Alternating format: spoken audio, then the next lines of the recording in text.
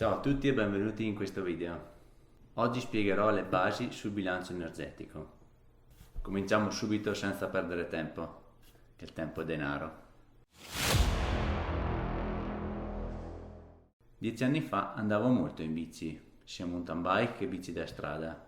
Sono andato anche a Jesolo dal Trentino e anche tornando. Ma non perdevo molti chili nonostante macinassi molti e molti chilometri.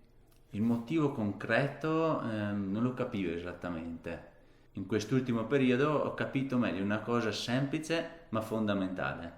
Il nostro corpo brucia calorie e noi le reintegriamo mangiando. Ho scoperto l'acqua calda. Andiamo più nel dettaglio. Immaginiamoci una bilancia. Su un piatto mettiamo le calorie in entrata e sull'altro quelle in uscita. Se le calorie si bilanciano, il nostro peso sostanzialmente non cambia.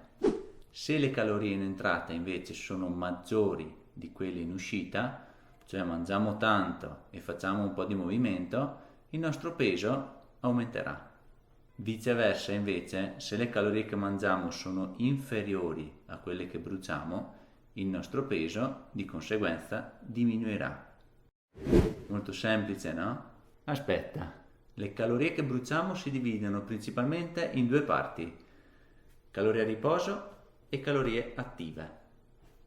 Le calorie a riposo sono le calorie che ci servono semplicemente per vivere, per esempio quelle che bruceremo a stare tutto il giorno sul divano, a non fare un cazzo. Queste calorie sono anche chiamate metabolismo basale. E voi ora vi starete chiedendo, qual è il mio metabolismo basale? Easy. Ci sono moltissimi siti online dove calcolarlo. Vi lascio qui sotto in descrizione un link dove potrete inserire alcuni dati e ve lo calcolo al volo. Mi raccomando, il peso che inserite è quello a stomaco vuoto, per esempio la mattina appena vi siete alzati dal letto. Il sito, come risultati, vi dà il metabolismo basale e in base all'attività fisica che avete selezionato vi stima il fabbisogno calorico giornaliero. Praticamente, oltre alle calorie a riposo, abbiamo anche le calorie attive. Sono quelle che bruciamo per muoverci, per camminare, per praticare sport, per gesticolare come sto facendo io adesso. Vi faccio un esempio. Io ho un metabolismo basale che è di circa 1850 kcal e faccio l'impiegato come lavoro, quindi sono gran parte del tempo seduto. Purtroppo.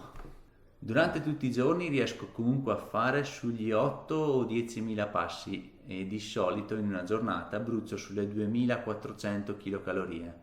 Se un giorno invece vado ad allenarmi a fare una sessione di palestra di un'ora per esempio, nell'arco dell'intera giornata brucio all'incirca 2.700-2.800 kcal, quindi circa sono 900-1.000 calorie attive in quel giorno. In questi ultimi anni tutto questo lavoro di contare le calorie viene fatto egregiamente da che cosa? Da questi aggeggini qui.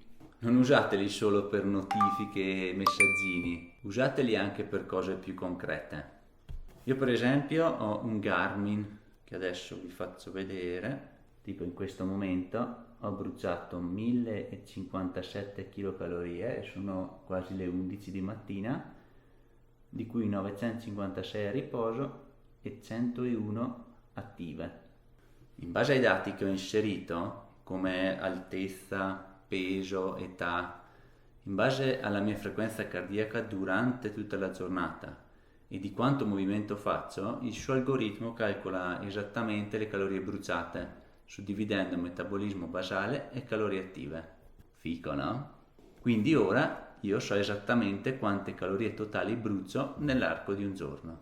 Se io volessi diminuire di peso, devo andare in deficit calorico, cioè consumare più chilocalorie di quelle che mangio. Ricordate la bilancia di prima? Ma io faccio tanto sport, è praticamente inutile ammazzarsi di sport per poi sfondarsi di cibo. Se non andiamo in deficit, il nostro peso, nonostante tutto lo sport, non diminuirà. Quello è matematico. Quindi, quanto dovrebbe essere questa differenza di calorie per perdere peso? Calcola che teoricamente per perdere 1 kg di peso corporeo bisogna arrivare ad un deficit cumulato di circa 7700 kcal. Tradotto giornalmente, se si sta su un deficit di circa 500 kcal al giorno, sono circa 3500 calorie alla settimana e quindi perderemo 1 kg in 2 settimane, cioè 2 kg al mese. Questa è una media, ci sono persone che perdono di più, altre di meno. Ci sarà comunque qualcuno di voi che vorrebbe perdere peso e che ora penserà: io in questo periodo riesco a mantenere il mio peso stabile, ma ho sempre fame. Come faccio a mangiare ancora di meno? Qui hai principalmente due strade. O fai più attività fisica e bruci più calorie, ma ti viene ancora più fame, o mangi alimenti meno densi di chilocalorie. Che cosa vuol dire? Faccio ora degli esempi di concentrazione di chilocalorie. Prendiamo 250 kcal come riferimento e vi faccio vedere dove sono contenute. 70 g di pasta o 650 g di zucchine cotte. 70 g di riso o 300 g di patate. 95 g di pane o 450 g di broccoli. E attenzione, 250 kcal sono soli 2 cucchiai di olio d'oliva. Praticamente se mangiamo degli alimenti meno densi di chilocalorie, il nostro stomaco si riempie di più e ci fa sentire sazi. Piccolo consiglio: evitate le bevande zuccherate. Eh sì, la Coca-Cola, il tè, succhi di frutta sono tutti micidiali nell'apporto di chilocalorie.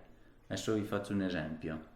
Un bicchiere di succo di frutta può contenere circa 80 kcal. Se banalmente ne bevi 3 bicchieri durante la giornata, avrai assunto circa 250 kcal, che equivalgono a 300 g di patate. Quindi come sostituire i 3 bicchieri di succo di frutta? Per alcune persone non è così semplice, perché comunque le bevande zuccherate creano una dipendenza vera e propria dallo zucchero. Gli zuccheri cercano altri zuccheri, creando così il famoso circolo vizioso e alterando poi la percezione del gusto.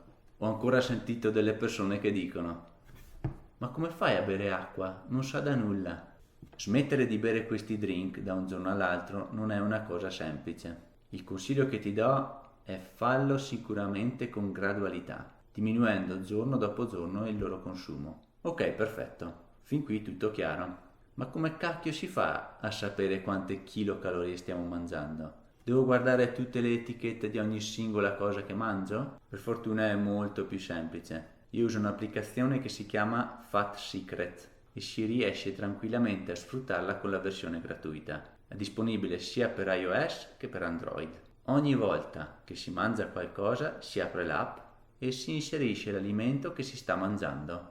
O lo si cerca nel database o si può scannerizzare direttamente il codice a barre del prodotto. È una palla, diciamocelo, però, inserire uno a uno tutti gli alimenti che mangiate. Io all'inizio l'avevo installata e dopo pochi giorni l'ho cancellata.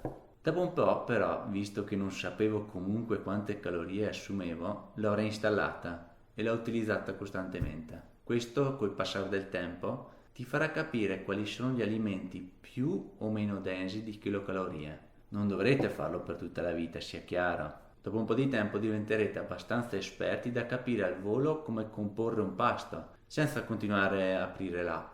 E ve lo assicuro, vedrete la differenza dal lago della bilancia. Perfetto, adesso capirai molto di più del 90% di tutte le altre persone che ti circondano. Spero che queste nozioni semplici ma molto importanti siano state d'aiuto a qualcuno di voi. Nei prossimi video spiegherò invece come sono composte tutte queste chilocalorie. Se vi è piaciuto il video mettete il like, se volete chiedermi qualcosa scrivete pure nei commenti qui sotto. Noi ci vediamo al prossimo video.